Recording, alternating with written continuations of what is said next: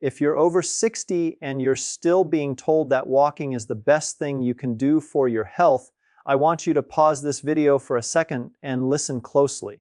Because while walking is good, it is no longer enough for most men once you cross that 55 or 60-year mark. And I'm saying this not as a fitness influencer, not as a gym trainer, but as a surgeon who has spent decades watching what actually keeps men strong, mobile, and independent as they age. Here's the truth most people won't tell you. After 50, your body is no longer playing offense, it's playing defense. Muscle loss accelerates, joint cartilage thins, balance systems slow down, blood sugar becomes harder to control, blood pressure creeps up quietly, and the biggest danger isn't pain or discomfort. The biggest danger is gradual weakness that you don't notice until something breaks down. I've had countless men sit across from me and say, "Doctor, I walk every day. I don't understand why I still feel stiff, tired, or unsteady." And my answer is always the same. Walking keeps you alive, but it doesn't keep you strong. It doesn't protect your joints. It doesn't challenge your balance. And it doesn't send the right signal to your muscles to stay youthful.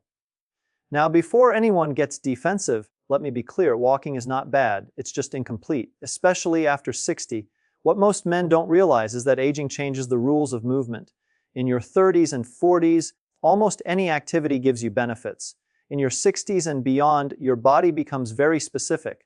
If you don't challenge certain systems directly, they decline whether you walk 5 miles a day or not. This is where many well-meaning doctors give outdated advice. Just keep walking. That advice sounds safe, but it ignores what actually causes falls, joint replacements, loss of independence, and chronic fatigue in older men. The number one reason men over 60 lose their independence isn't heart disease, it's loss of strength and balance. And walking does almost nothing to stop that. As a surgeon, I see the end result of this misunderstanding: knee replacements that could have been delayed, hip fractures that started with poor balance, back surgeries that followed years of weak core muscles. And almost every one of those men thought they were doing the right thing by walking alone. There's another issue no one talks about. After 50, men experience a steady decline in recovery ability. Your muscles don't bounce back like they used to. Your joints get irritated faster. That's why many men stop doing anything beyond walking. They're afraid of injury. And I understand that fear. I see it every day. But here's the paradox. The exercises that actually protect your joints are not high impact. They're not aggressive. They're controlled, deliberate movements that tell your body, we still need strength, we still need stability, we still need coordination. When those signals stop, the body adapts by becoming fragile. Now let's talk about what really changes in men's health after 50, because this context matters. Your muscle fibers shrink, especially the fast, reacting ones that prevent you from falling. Your connective tissue becomes less elastic. Your nervous system slows its communication with your muscles, and your metabolism becomes less forgiving. This is why you may feel fine during a walk, but stiff when you stand up from a chair, or winded going upstairs, or unstable stepping off a curb. Walking happens in one direction at one speed on mostly flat ground. Life does not. Real life requires stopping, starting, twisting, reaching, stabilizing, and reacting. If you don't train those abilities, your body loses them. Another quiet problem after 50 is posture collapse. Walking doesn't strengthen the muscles that hold you upright. Over time, shoulders round forward, the neck shifts, the lower back weakens, and suddenly balance feels off. Men often blame aging, but it's not age, it's lack of targeted movement. And let me address something important here. Many men think exercise means sweating hard or pushing to exhaustion. That mindset is dangerous after 60. What your body needs now is not punishment, it needs precision. The right movements, done at the right time of day, with the right recovery habits, can reverse years of decline. I've seen it happen repeatedly. Men in their late 60s and 70s who regain stability, confidence, and energy simply by changing how they move. Timing matters more than intensity at this stage of life. Your joints are stiffest in the early morning. That doesn't mean you should avoid movement. It means you should move intelligently. Gentle mobility and controlled exercises early in the day improve circulation and joint lubrication without strain. Save longer walks or more demanding movements for later, once your body is warm. Lifestyle matters just as much as exercise selection. Poor sleep, dehydration, and inconsistent eating patterns all amplify stiffness and fatigue. Many men over 60 are chronically underhydrated and don't realize it.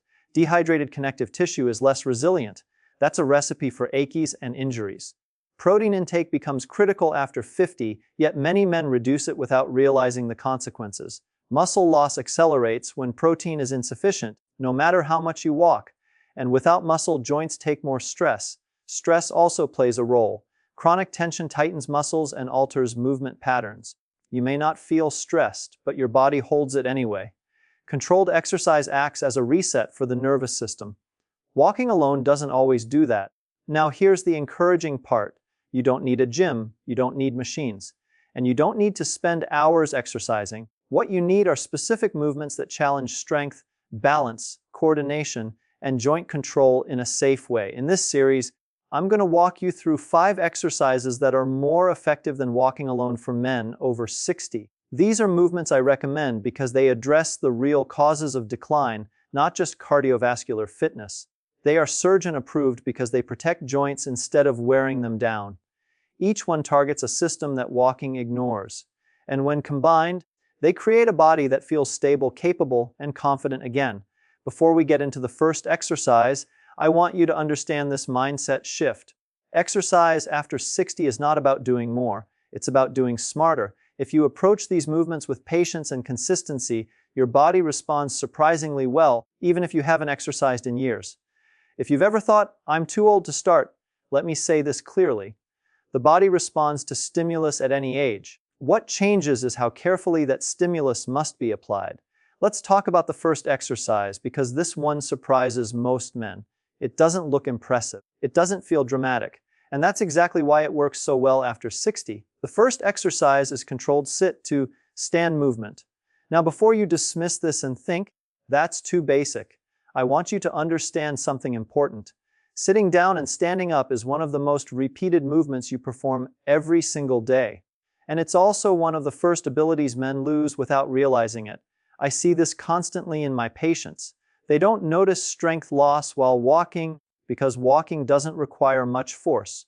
But when they stand up from a chair, they push off with their hands. They lean forward excessively. They hesitate. Those are early warning signs. This movement trains your hips, thighs, core, and balance all at once. Walking does not do that. In fact, walking barely challenges the muscles responsible for lifting your body weight. After 60, your leg muscles are the primary guardians of your independence. When they weaken, everything becomes harder. Stairs feel steeper. Getting out of a car becomes awkward. Balance becomes uncertain. What makes this exercise better than walking is that it directly opposes gravity. Gravity is the main force that ages us. Every time you stand up under control, you are telling your body, we still need strength. That signal matters more than steps on a sidewalk. Here's how to approach it safely. Use a chair that's stable and doesn't slide. Sit tall, feet flat on the floor, about shoulder width apart. Before you stand, take a slow breath. Lean forward slightly from the hips, not the lower back. Press through your heels and stand up smoothly. No rushing, no jerking. Then pause for a second at the top. This pause is important. It allows your balance system to engage. Then lower yourself back down slowly under control. Don't drop. The lowering phase strengthens your muscles just as much as standing up, sometimes more. If you have knee discomfort, keep the range comfortable. If balance is a concern, place a hand near a counter or chair arm for safety. This is not about proving anything. It's about consistent, quality movement. Now here's why this beats walking for aging joints. Walking repeats the same pattern thousands of times. If your alignment is slightly off, that repetition can irritate joints over time. Sit to stand builds strength evenly and improves joint alignment by engaging the muscles that stabilize your knees and hips. Men who do this regularly often report less knee pain, not more. That's because stronger muscles absorb load that would otherwise go into cartilage. Timing matters here. The best time to do this exercise is late morning or early afternoon when your joints are warmer and your nervous system is more alert. Early morning stiffness makes controlled movements harder. You want your body ready, not resistant. Start with a small number. Even 5 controlled repetitions is enough in the beginning. Over time, you may work up to 10 or 15. Quality always comes before quantity. One thing I tell my patients is this: if you can stand up smoothly without using your hands, you're preserving a critical marker of longevity. Studies consistently show that the ability to rise from a seated position predicts long short-term independence better than walking distance. Now let's connect this to lifestyle, because exercise doesn't exist in isolation. If you attempt this movement while dehydrated or under-fueled, it will feel harder than it should. Drink water regularly throughout the day, not just during exercise. Hydrated muscles contract more efficiently. Nutrition matters too. Doing strength-based movements without adequate protein is like trying to build a house without bricks. After 60, your body needs a steady supply of protein to maintain muscle tissue. That doesn't mean overeating, it means being consistent. Another key point is rest. Many men think rest means doing nothing. Rest actually means giving your body time to adapt. Doing this exercise every day is fine if volume is low. If you increase repetitions, allow recovery days. What I like about this movement is that it translates directly into real life. You're not training for an artificial task. You're training for daily function. Walking doesn't do that nearly as well. Now let's move to the second exercise, and this one addresses something walking completely ignores. The second exercise is standing balance with controlled weight shifting. Falls are one of the biggest threats to men over 60, not because of the fall itself, but because of what follows: loss of confidence, reduced activity, rapid decline. Walking on flat ground does not prepare you for uneven surfaces, sudden turns, or unexpected obstacles. Balance is not just about your legs, it's about your eyes, inner ear, nervous system, and small stabilizing muscles working together. If you don't challenge that system, it weakens quietly. Here's how to do this safely. Stand near a wall, counter, or sturdy chair. Place your feet hip-width apart. Shift your weight slowly onto one foot, just enough to feel the change. Hold for a few seconds. Then shift back to center. Then shift to the other side. This isn't a test, it's a practice. Slow, controlled movement teaches your nervous system to respond efficiently. Over time, you may lift one foot slightly off the ground, but only when you feel steady. Walking doesn't challenge lateral stability. Life does. Stepping sideways, reaching, turning, and reacting require balance training. This exercise also improves ankle and hip stability, which are crucial for joint protection. Many falls start with a weak ankle response. Strengthening that response reduces risk significantly. Do this when you're alert, not fatigued. Midday is ideal, and keep sessions short. Even 2 or 3 minutes is enough. Men often underestimate balance work because it doesn't feel strenuous, but its impact is profound. Improved balance leads to improved confidence, which leads to more movement overall. Now let's move into the third exercise, because this one addresses a problem nearly every man over 60 has, whether he realizes it or not. And that problem is loss of core stability. When most people hear the word core, they think of floor exercises or movements that strain the back and neck. That's not what we're talking about here. After 60, the core isn't about appearance. It's about protection. Your core muscles act like a natural brace for your spine. They help you turn, reach, carry groceries, and maintain posture. Walking barely activates them. Over time, that leads to a weak midsection, increased back discomfort, and poor balance. The third exercise is standing wall, supported core engagement. This exercise is simple, safe, and surprisingly effective. Stand with your back against a wall. Your heels should be a few inches away from the wall, your upper back and hips touching it. Let your arms rest comfortably at your sides. Now take a slow breath in through your nose. As you breathe out, gently tighten your midsection as if you're preparing to lift something light. You're not sucking in your stomach. You're creating gentle tension. Hold that tension for a few seconds while breathing normally, then relax. This teaches your core to activate without strain. That's critical. Many back issues in older men don't come from weakness alone. They come from poor timing. The muscles don't turn on when they should. By practicing this movement, you're training coordination, not just strength. That coordination protects your spine during everyday movements. Walking does not do this. In fact, many men walk with poor posture, reinforcing weak core patterns. Over time, that leads to rounded shoulders, forward head position, and reduced lung capacity. This exercise also improves breathing efficiency. Better breathing means better oxygen delivery, better endurance, and less fatigue throughout the day. Do this exercise once or twice a day, especially if you spend a lot of time sitting. It acts as a reset for posture and spinal support.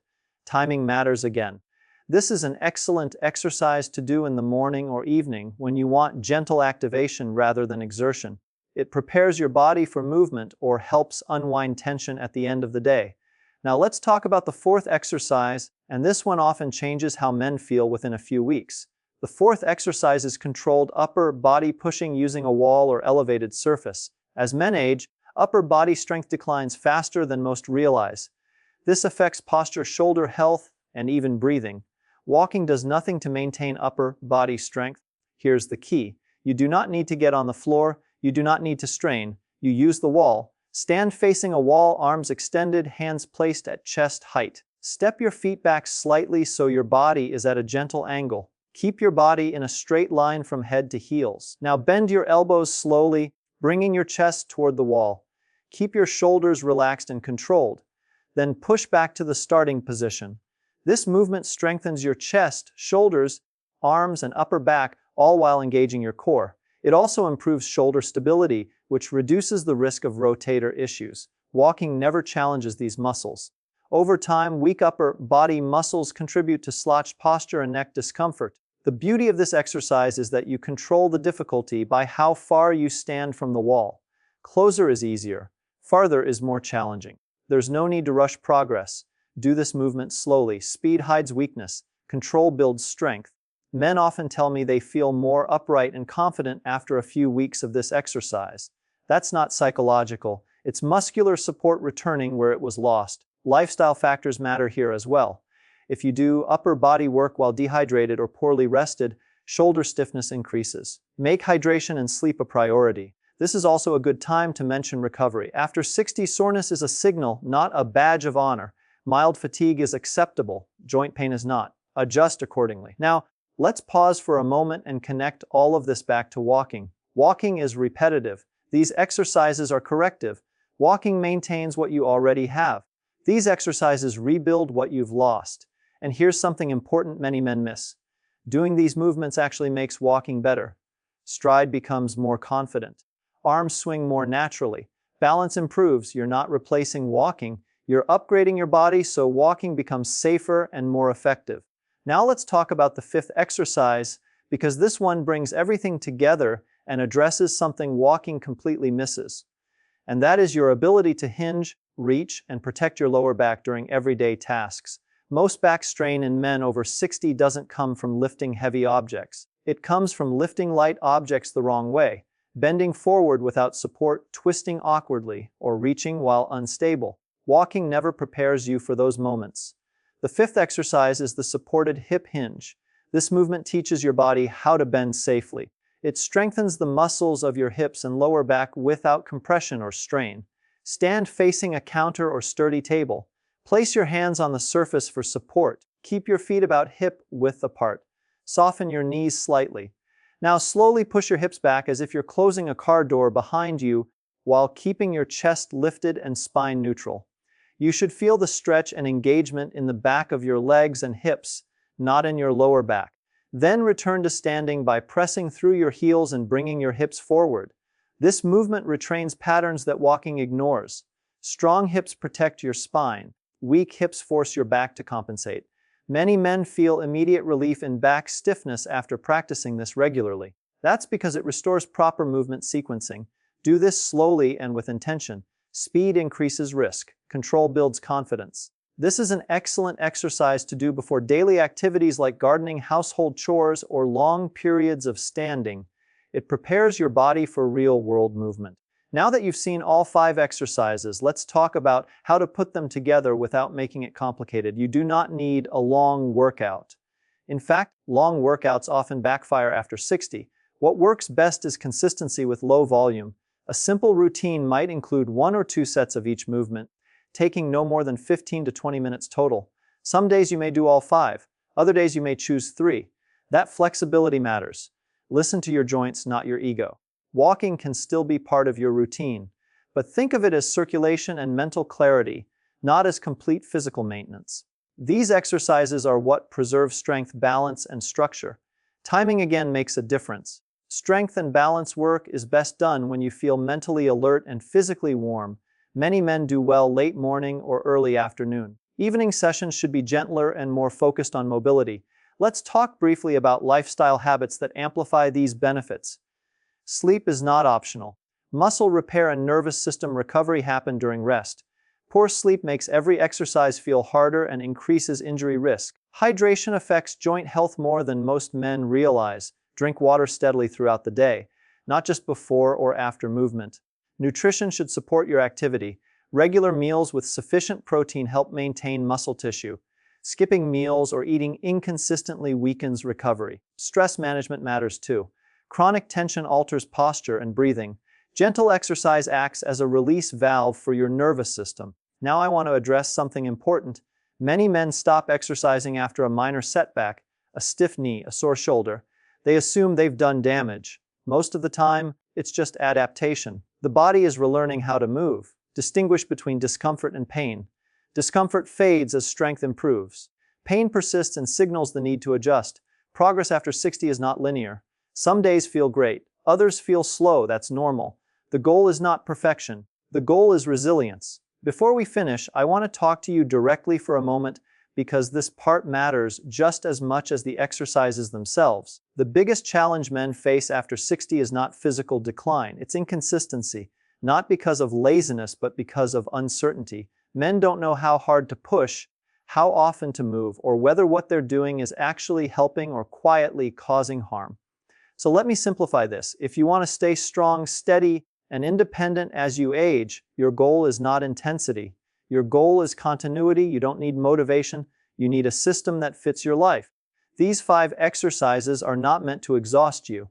They're meant to send a daily signal to your body that strength, balance, posture, and coordination are still required. When that signal is consistent, the body responds. Slowly but reliably. One of the biggest mistakes I see is men trying to make up for missed days.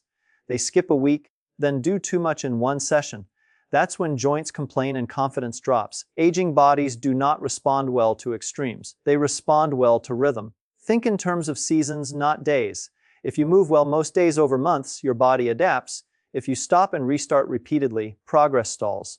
Tracking progress after 60 should also look different. Forget scales, step counts, or comparing yourself to anyone else. Measure what actually matters. Can you stand up without using your hands? Do stairs feel more stable? Do you recover faster after activity? Do you feel more confident moving through your day? Those are real indicators of health. Another important mindset shift is understanding that soreness is not required for progress. Mild fatigue is acceptable. Lingering joint pain is not. Learn to adjust volume instead of quitting altogether. Doing less is often better than doing nothing. If a movement feels off one day, reduce the range, slow it down, or skip it temporarily. The body appreciates respect. Now let's talk briefly about fear, because many men carry it quietly. Fear of falling, fear of injury, fear of being told to stop. Avoidance feeds that fear. Controlled movement dissolves it. Every time you practice balance safely, you remind your nervous system that you are capable. Every time you stand up with control, you reinforce strength. Every time you hinge correctly, you protect your spine. Confidence is physical before it's mental.